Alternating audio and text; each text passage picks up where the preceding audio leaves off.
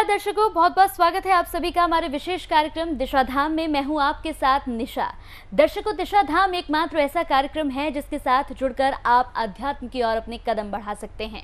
दिशा धाम एकमात्र ऐसा कार्यक्रम है जिसके साथ आप जुड़कर गुरु माँ से बात कर सकते हैं और अपने जीवन की तमाम समस्याओं का समाधान पा सकते हैं। दर्शकों, जीवन में कई तरह की समस्याएं होती हैं, लेकिन जरूरी होता है उन समस्याओं के समाधान तक पहुंचना। तो हमारा ये एकमात्र कार्यक्रम इसीलिए हम लेकर आते हैं ताकि आपके जीवन में अगर किसी भी तरह का प्रश्न है तो आप हमारे कार्यक्रम के साथ जुड़कर गुरु माँ से उस प्रश्न का हल जान सकते हैं। तो चलिए अपने कार्यक्रम की शुरुआत करेंगे। मेरे साथ स्टूडियो में है गुरु माँ तपेश्वरी नंदा जी। गुरु माँ, बहुत बहुत स्वागत है आपका।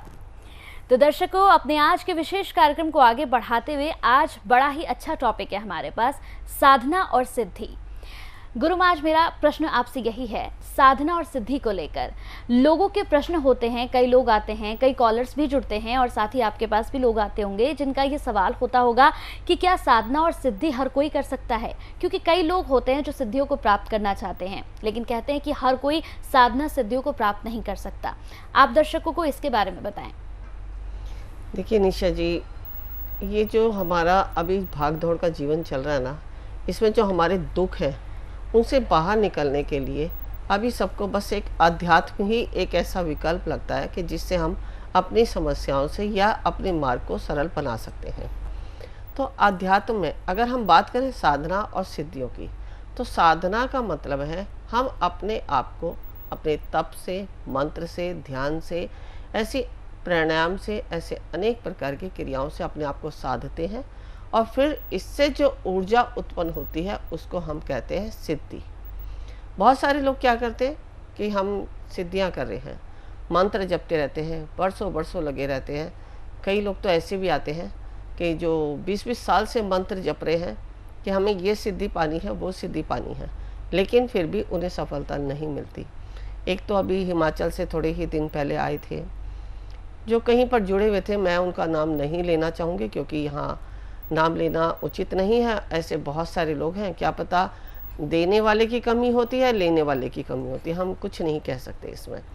तो वो कह रहे थे कि माता जी, मैं जो है 20 साल से सिद्धि की प्राप्ति के लिए लगातार अभ्यास कर रहा हूँ। मैंने इतने मंत्र जपे हैं, इतने मंत्र जपे हैं कि एक तो मैं शरीर से भी डैमेज हो गया हूँ, दूसरा ना मुझे माया मिली और ना ही राम मिले।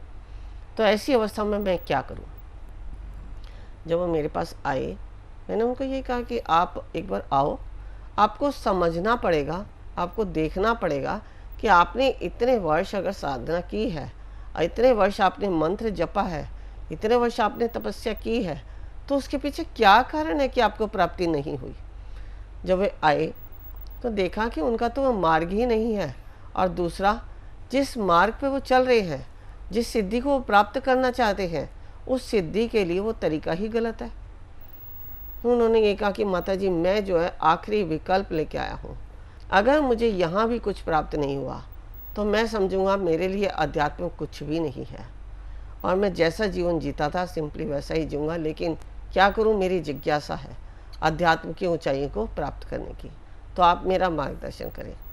उनको देखा, सबसे पहले तो जो उनके शरीर में कमियां थी या उनकी ऊर्जा का स्तर किस डायरेक्शन में जा रहा है और किस में जाना चाहिए, ये देखकर जब उनकी एनर्जी को सही डायरेक्शन में किया गया।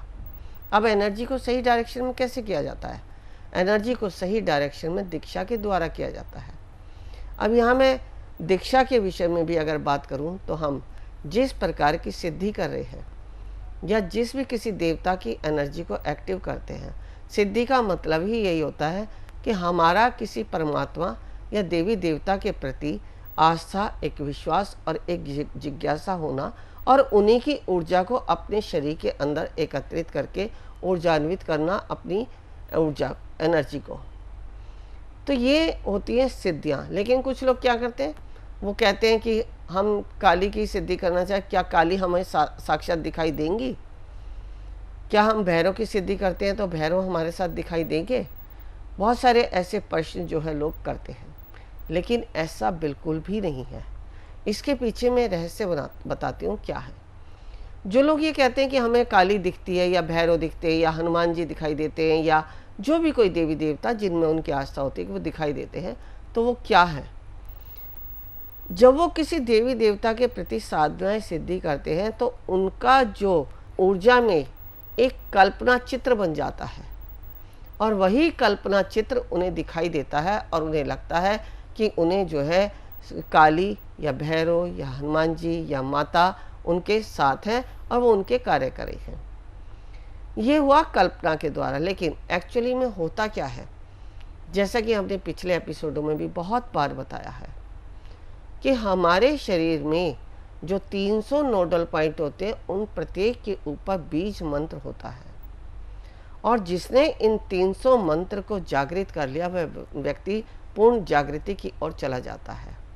यानी उसके अंदर सम्मोहन शक्ति, वाणी सिद्धि, स्पर्श सिद्धि, दृष्टि सिद्धि, सभी प्रकार की सिद्धियां उसके अंदर आ जाती हैं। सिद्धियां यही होती हैं कि हमने किसी को देखा और उसके जो ओरा से नेगेटिव एनर्जी दूर हो गई और उसका कल्याण हो गया। किसी को स्पर्श किया तो उसके रोग दूर हो गए, उसको धैर्य और शांति प्राप्त हुई। इस तरह की जो है हमारे शरीर से एनर्जी के द्वारा, मंत्रों के द्वारा जो हमारे शरीर के पॉइंट एक्टिव हो जाते हैं, जो एनर्जी होती है वो होती है सिद्धि। अब ये सिद्धियां हमारी कुंडलनी जागरण के बिना कभी भी संभव नहीं होती। ये आप सभी जानते भी हैं, और जो नहीं जानते अब जान लें, क्योंकि मैं बताना चाहूँगी कुंडलनी शक्ति क्या होती है। कुंडलनी शक्ति जो हमारी प्राण ऊर्जा हमारी बैकबोन के नीचे टेल पे जो हमारे त्रिकोणात्मक में एक ऊर्जान्वित शक्ति होती है, जिसको हम मंत्र के द्वारा और गुरु की एनर्जी के द्वारा एक्टिव करते हैं। जब गुरु आपको दीक्षा देते हैं तो सर्वप्रथम आपकी उस प्राण ऊर्जा को ऊर्जान्वित करते हैं, जो ऊर्ध्वगामी होकर आपके सातों चक्रों का भेदन करती हुई, सहस्त्रार से पार होती हुई डिवाइन से जुड़ती है। और डिवाइन में जितने भी अनंत शक्तियां हैं, जितनी भी अनंत देवी शक्तियां हैं, वो आपके शरीर में फिर से स्थापित कर देती है। या किसी भी देवी या देवता के प्रति आपकी आस्था होती है तो उसी की ऊर्जा आपके शरीर में, आपकी कुंडलनी शक्ति में, आपके हृदय में, आपके सहस्त्रार में स्थापित होती चली जाती है, जिससे कि आपके कार्य बनते चले जाते हैं। जब ये कार्य बनते हैं तो उसको कहते हैं सिद्धि, लेकिन जो क्रिया आप कर रहे हैं उसे कहते हैं साधना। क्रिया क्या हुई? कुंडलनी जागरण, ध्यान, मंत्र, दीक्षा, ये होती है साधना। लेकिन इनके द्वारा जो ऊर्जा प्राप्त होती है वो होती है सिद्धि। तो हम यहाँ चर्चा करें साधना और सिद्धि की। अब बात यह है कि क्या प्रत्येक व्यक्ति इनको प्राप्त कर सकता है, सिद्धियों को? यदि मुझे लगता है कि आप इस तरह से सक्षम हैं तो मैं कहूँगी हाँ, आप इस सिद्धि को प्राप्त कर सकते हैं। अन्यथा मैं बिल्कुल मना कर दूंगी कि आपके लिए सिद्धि नहीं होगी, आपका इस सिद्धियों का मार्ग ही नहीं है। आप हीलिंग कोर्स की तरफ जाएं या ध्यान की अवस्था में बैठे या कोई भी क्रिया है, अगर आप कुछ भी नहीं करने योग्य हैं तो किसी पदार्थ को, किसी स्टोन को या कोई भी जैसे यंत्र होते हैं उनको रखकर ही आप अपने उद्देश्यों की पूर्ति कर सकते हैं। सिद्धि का मतलब ये है कि हम अपने उद्देश्यों की पूर्ति के लिए किसी चीज़ को सिद्ध कर रहे हैं। बिल्कुल गुरु माँ, मेरा एक प्रश्न है आपसे यहाँ पर, जैसे कि अभी हम सिद्धियों को लेकर बात कर रहे हैं, कई ऐसे लोग हैं जिनका ये कहना है कि हम साधना करना चाहते हैं, मन है, बैठते भी हैं, लेकिन उसके बावजूद भी कोई ना कोई अड़चन आती है जिसकी वजह से हम उसे कंटिन्यू नहीं कर पाते हैं, साधना कर नहीं पाते हैं। इसके पीछे क्या वजह होती है? देखिए, सबसे पहले तो यही बात मैं बता दूं, क्योंकि ये बहुत ही महत्वपूर्ण बात है। कुछ लोग होते हैं कि जैसे जो कोई भी संकल्प लेके बैठ जाता है, लेकिन संकल्प लिए हुए कार्य कभी भी पूर्ण होते नहीं है, क्योंकि देवी देवता हमारी परीक्षा लेते हैं। और देवी देवता क्या, जब हम कोई अच्छा कार्य करने जाते हैं तो जो ये हमारी नेगेटिव एनर्जियां हैं वो हमें परेशान करती हैं, वो हमें रोकना चाहती हैं। लेकिन अगर हम उस देवी शक्ति से स्ट्रांग होके बैठे रहते हैं तो हम सफल हो जाते हैं। और नेगेटिव एनर्जी को अगर हम अपने ऊपर हावी कर लेते हैं, हम उस नेगेटिव एनर्जी को ही सब कुछ मान लेते हैं, पॉजिटिव की तरफ ध्यान नहीं देते, तो हम साधना कभी कर ही नहीं पाते। दूसरा, इसके अलावा जब भी कभी आप साधना करने बैठते हैं या ध्यान करने बैठते हैं या कोई पूजा करने बैठ रहे हैं या कोई सिद्धि ही करने बैठ रहे हैं, सपोज आपका कुंडलनी जागरण भी हो गया, आपने अपने शरीर को भी तपा लिया और फिर आप सिद्धियों की तरफ जा रहे हैं, तो वहाँ आपको विशेष ध्यान रखना होता है कि नेगेटिव एनर्जी आपको परेशान ना करे। क्योंकि जब जब हम कोई भी अच्छा कार्य करने जाते हैं तो नेगेटिव एनर्जियाँ हमें ज़रूर प्रभावित करती हैं। जैसे अगर आपने रामायण में देखा कि विश्वामित्र जब यज्ञ कर रहे थे तो वहाँ जो है नेगेटिव एनर्जी जो राक्षसी थी वो जो है आके बार बार उन्हें परेशान कर रही थी, तो भगवान राम का उन्होंने सहारा लिया, लक्ष्मण और राम का सहारा लिया। तो ऐसे ही कोई भी कार्य हम करते हैं तो वह नेगेटिव एनर्जी जो है ज़रूर इफेक्ट डालती है। अब हमें करना क्या है? जब भी हम किसी ध्यान में बैठते हैं, साधना में बैठते हैं, तो हम सर्वप्रथम तो हमें, जैसा हम पहले बताते हैं कि नागपाश खोलने की विधि हमें आनी चाहिए। दूसरा, हमारा सिटिंग पोस्चर क्या है। तीसरा, जिस स्थान पे हम बैठे हैं, जब भी हम कोई साधना करते हैं तो हमारा नियम, नियंत्रण और निष्क्रमण, इन 3 बातों का हमें विशेष ध्यान रखना चाहिए। नियम अगर हमारा सही है तो हम नियंत्रण पे आ जाएंगे, नियंत्रण अगर हो गया तो हम निष्क्रमण कर सकते हैं। नियम का मतलब यह है कि एक ही स्थान होना चाहिए, एक ही समय होना चाहिए, एक ही आसन होना चाहिए, और जो हम मंत्र कर रहे हैं डेली उसी में होना चाहिए और उतनी ही संख्या हमारी डेली होनी चाहिए। इसके अलावा जब हम बैठ जाते हैं, हमारा आसन भी एक ही स्थान का है, हमारा आसन एक है, स्थान एक है, समय एक है। क्योंकि जब हम किसी मंत्र को जपने लग जाते हैं ना, तो जिस मंत्र को हम जप रहे हैं उसके जो है देवी शक्तियाँ हमारी उसी समय पर आती हैं।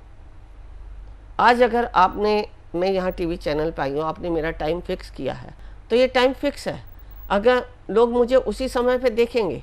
लेकिन अगर मैं कभी दोपहर को आती हूँ, कभी शाम को आती हूँ, कभी किसी समय, तो लोग मुझे उतना नहीं देख पाएंगे और इतना ध्यान मेरी तरफ नहीं जाएगा। बिल्कुल। तो ऐसे ही शक्तियों का भी होता है। जब हम नियम से कभी बैठते हैं तो वो जो उस समय शक्तियाँ आती हैं, जो हमें देना चाहती हैं, वो हमें मिलती हैं। अब इसके साथ जब हम बैठ भी गए, स्थान एक हो गया, न मंत्र एक हो गया, उसके बाद हमें विशेष ध्यान क्या करना है? ध्यान ये करना है कि आप 3 अगरबत्ती या 5 अगरबत्ती लें, उसमें जो है 3 उनको जलाकर 3 राउंड जो है अपने 3 चारों तरफ गायत्री मंत्र से बोल लें और वहाँ अगरबत्ती कहीं भी किसी स्थान पर लगा दें। अब कुछ लोग ऐसे होते हैं जो अगरबत्ती नहीं जलाना चाहते, बहुत सारे ऐसे धर्म हैं कि जहाँ पर अगरबत्ती को नहीं लगाना चाहते, तो वहाँ आप धूप बत्ती भी लगा सकते हैं। हमें क्या करना है? अग्नि लेनी है, अग्नि का रूप लेना है, और अग्नि से ओम भूर्भुवस्सुः तत्सवितुर्वरेण्यं भर्गो देवस्य धीमहि धियो यो नः प्रचोदयात्, इस मंत्र से जो है 3 चक्कर अपने चारों तरफ ऐसे हमने लगा लेने हैं और सामने अपने उस अगरबत्ती को रख दिया। तो इससे क्या होता है? इस मंत्र के द्वारा हमारा सुरक्षा कवच बन जाता है। वो नेगेटिव एनर्जियां हमें कभी परेशान नहीं करती। ये हो गया। इसके अलावा क्या होता है, कभी कभी जब हम मंत्र जप रहे होते हैं तो हमारी जीवा जो है मंत्रों का उच्चारण सही नहीं करती, करते करते हम बोलना कुछ चाहते हैं लेकिन शब्द कुछ और निकल जाते हैं। तो यहाँ भी क्या होता है, जब हमने वातावरण कर लिया तो वो जीवा पे नेगेटिव एनर्जी आ जाती है, क्योंकि नेगेटिव तो शरीर में भी है ना। तो जीवा पर जब आ गई तो हम छोटा सा जो हमारे कीकर का जो गोंद होता है, उस गोंद का टुकड़ा अपनी जीवा के नीचे रख लेते हैं। तो उससे क्या होता है कि नेगेटिव एनर्जी नहीं आती। जो लोग शमशान की साधना करते हैं वो क्या करते हैं, अपने चारों तरफ गोंद का घेरा लगा लेते हैं। जो गोंद का घेरा होता है वो हमारे चारों तरफ नेगेटिव एनर्जी नहीं आने देता। जैसे माता सीता की तरफ जो लक्ष्मण जी ने लक्ष्मण रेखा खींची थी, उन्होंने क्या किया था, अग्नि को का घेरा बनाया था। ऐसे ही हमने सबसे पहले अग्नि का घेरा लगाया, वो हमारा कवच। फिर इसके बाद जो नेगेटिव एनर्जी से बचने के लिए हमने जीवा पर गोंद लिया। तो हम जब क्या करते हैं कि अगर हम कोई ऐसी साधना करें जहाँ हमें एक ही स्थान में बैठना है, तो उस घेरा हमें बना के बैठना पड़ता है। उस घेरे के जब हम अंदर बैठते हैं तो ये नेगेटिव एनर्जियाँ कभी भी परेशान नहीं करती हैं और हम सिद्धियों को प्राप्त कर लेते हैं। तो ऐसे बहुत सारी छोटी छोटी बातें होती हैं जो हमें ध्यान के समय, समाधि के समय या सिद्धियों के समय विशेष ध्यान रखनी पड़ती है। यहाँ तक कि अगर हमें किसी गुरु ने मंत्र दिया है, मंत्र को जपने में भी बहुत सारी बातें ध्यान रखनी पड़ती है। लोग क्या करते हैं, अभी व्यास गद्दी पे जो है गुरुदेव बैठे हैं और उन्होंने दूर से ही मंत्र दे दिया, अब उस मंत्र को कैसे जपना है, कब जपना है, क्या जपना है, मालूम नहीं मुझे कैसे होता है, लेकिन मैंने उस तरह की दीक्षा ली नहीं है। मैंने तो प्रॉपर तरीके से गुरु के सानिध्य में उनसे डायरेक्ट अब स्पर्श के द्वारा दीक्षा ली है, तो इसलिए मुझे उसी दीक्षा का ज्ञान है। बाकी कुछ लोग इस तरह की दीक्षा लेने के उपरांत जब उन्हें कोई लाभ नहीं होता तो फिर आते भी हैं मेरे पास। तो जब मैं उनको इस तरह से स्पर्श दीक्षा देती हूँ तो उसका प्रभाव वो तो वही जानते हैं जिनको मैं दे रही हूँ। क्योंकि मेरा अपना अनुभव है कि मैंने जब अपने गुरुदेव से इस प्रकार की दीक्षा ली तो जो मेरे अंदर परिवर्तन हुआ वो परिवर्तन शायद आज आप सब देख भी रहे हैं, और आगे आने वाले समय में क्या पता उसी का प्रभाव हमारा, क्योंकि ज्ञान जो है ना कभी भी सीमित नहीं होता। ज्ञान हमेशा जितना हम बांटते जाएंगे उतना हमारा बढ़ता जाता है। जहाँ जहाँ तक हम अपने गुरु का जो है आशीर्वाद का जितनी हम महिमा गाते हैं, अभी हम महिमाएं गाते हैं, हनुमान जी की महिमा गाते हैं, शिव की महिमा गाते हैं, दुर्गा की महिमा गाते हैं, किस लिए गाते हैं? इसलिए कि जब हम उनकी महिमा गाते हैं तो वो प्रसन्न होते हैं और उनका आशीर्वाद हम पे बरसता है। ऐसे ही हम अगर गुरु की महिमा गाते हैं तो गुरु के द्वारा जो जो हम पाना चाहते हैं वो हमें देने लग जाते हैं। अब अगर एक छोटा बच्चा या बच्चे जो अपने माता पिता को बहुत गुणगान गाते हैं, उनका बहुत तारीफ़ें करते हैं, तो वो खुश रहते हैं और माता पिता भी ये सोचते हैं कि मैं ज़्यादा से ज़्यादा दे दूँ। तो इस तरह से जो है हमें कैसे गुरु का आशीर्वाद लेना है, माता पिता का लेना है या साधना सिद्धि, यहाँ जो है बहुत ही हमारे पास देखिए समय का अभाव होता है और बताना बहुत कुछ चाहते हैं, लेकिन रोज़ आते हैं, रोज़ सुनना कुछ ना कुछ ज्ञान देते हैं, तो आप सुनते रहें और अपने ज्ञान को बढ़ाते रहें। तो बिल्कुल दर्शकों, आपने देखा किस तरह से यहाँ पर गुरु माँ ने बताया कि आखिर साधना और सिद्धि आप कैसे कर सकते हैं, कैसे प्राप्त कर सकते हैं। यहाँ पर लगातार गुरु माँ आपको तमाम ज्ञान की बातें बताती हैं और साथ ही साथ जो आपके प्रश्न होते हैं, क्योंकि कई लोगों के प्रश्न ये होते हैं कि क्या हम साधना कर सकते हैं, और कई लोगों का ये भी प्रश्न होता है कि हम साधना करना चाहते हैं, हम पूरे मन से पूरे लगन के साथ करने के लिए बैठते भी हैं, लेकिन उसके बाद अचानक से अड़चनें आ जाती हैं और हमें उठना पड़ता है। तो इसका उत्तर भी यहाँ पर गुरु माँ ने दे दिया है। अगर आप भी चाहते हैं कि आप गुरु माँ से जुड़ें, उनसे ज्ञान की बातें आप भी सीखें, अगर आप चाहते हैं कोई जानकारी प्राप्त करना, तो आप कॉल कर सकते हैं। टीवी स्क्रीन पर जो नंबर्स फ्लैश हो रहे हैं, नंबर्स पर कॉल करके तमाम जानकारी आप पा सकते हैं। इसके साथ ही अगर शिविर से संबंधित कोई भी जानकारी आप पाना चाहते हैं तो हम लगातार इस पर वेबसाइट भी यहाँ पर फ्लैश कर रहे हैं। इस वेबसाइट पर जाकर भी आप तमाम जानकारियाँ प्राप्त कर सकते हैं। तो चलिए, वक्त हो चला है आपसे विदा लेने का। बहुत बहुत शुक्रिया गुरु माँ, आप जुड़ी, आपने बातचीत की, बेहद शुक्रिया आपका। नमस्कार। ऋषिकेश में जो हम शिविर कराने जा रहे हैं, हमारा उद्देश्य है कुंडलिनी जागरण। कुंडलिनी जागरण के लिए आवश्यक है ओम को सिद्ध करना, नागपाश खोलना, विचारों से शून्य होना, समर्पण भाव आना, शरीर में बैठने की क्षमता होना, तभी आप प्राप्त कर सकते हैं कुंडलिनी शक्ति को। यदि आप भी चाहते हैं कुंडलिनी शक्ति को पाना तो अवश्य आए हमारे इस शिविर में। गुरु माँ तपेश्वरी जी बढ़ाए एक कदम अध्यात्म की ओर और पाएं स्वस्थ शरीर, संपन्नता व एकाग्रता। गुरु माँ के द्वारा 108 प्रकार की दीक्षाएं प्रदान की जाती हैं, जिन्हें लेकर आप अपने जीवन को सुखों से भर सकते हैं। आप गुरु माँ से ध्यान व उपचार पद्धतियाँ सीख सकते हैं, जैसे मुद्रा विज्ञान, साधना से सिद्धियों की ओर, तत्व ज्ञान, लामा फेरा, तनाव, डिप्रेशन, पागलपन, नजर दोष, टोने टोटके में अत्यंत प्रभावी, योग माया, रोगी को रोग मुक्त करना, हुंकार विद हलीम बौद्धिक, विकास एवं लक्ष्य प्राप्ति हेतु, टिंटी सर्कल, एकाग्रता बढ़ाने के लिए। हमारा पता है गुरु माँ Tapeshwari ji Ashram, Dishadham, near Delhi Singhu border, pin code 131028।